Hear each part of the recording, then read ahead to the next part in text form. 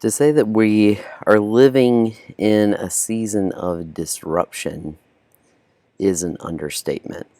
That our day to day lives are being disrupted and sort of flipped upside down.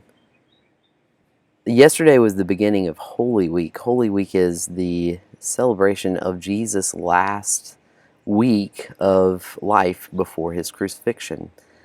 And what you see throughout Holy Week is the level of disruption that Jesus brings. That all of his disciples, all of his followers, people around him had particular views of who Jesus was and what Jesus would be like. And Jesus flips that on its head. He does that with us. We talk a lot about the comfort and love and security that we have in Jesus, just like we talked about yesterday with anxiety. That's absolutely true.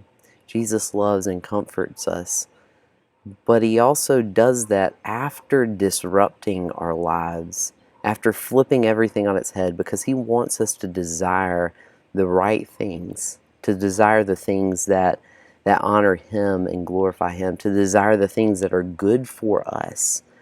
And that's what he does throughout Holy Week. This morning I was reading the the church calendar's reading for the day.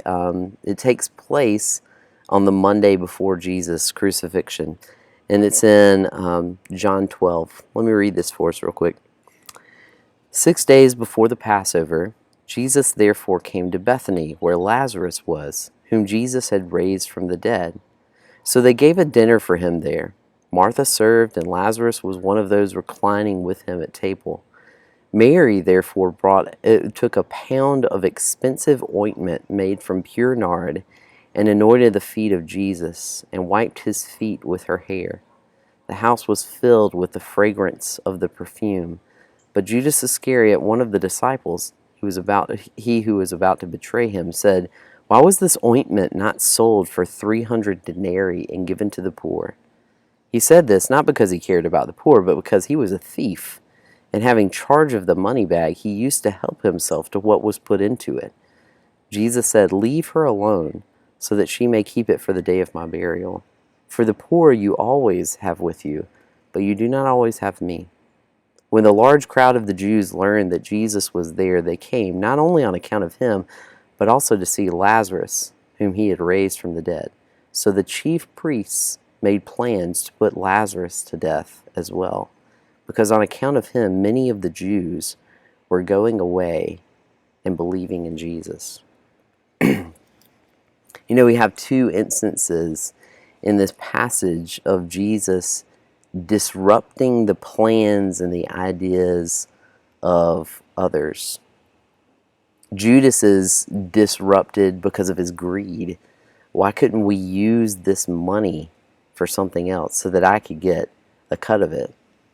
He had a particular view about what he wanted Jesus to be like, and Jesus flipped it on his head. And he says something that's very troubling for even me to read.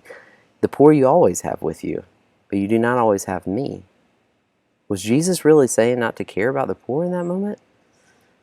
I don't think that he was. I mean, one of the commandments to Paul by Peter and the other disciples when he began his ministry was not to forget the poor.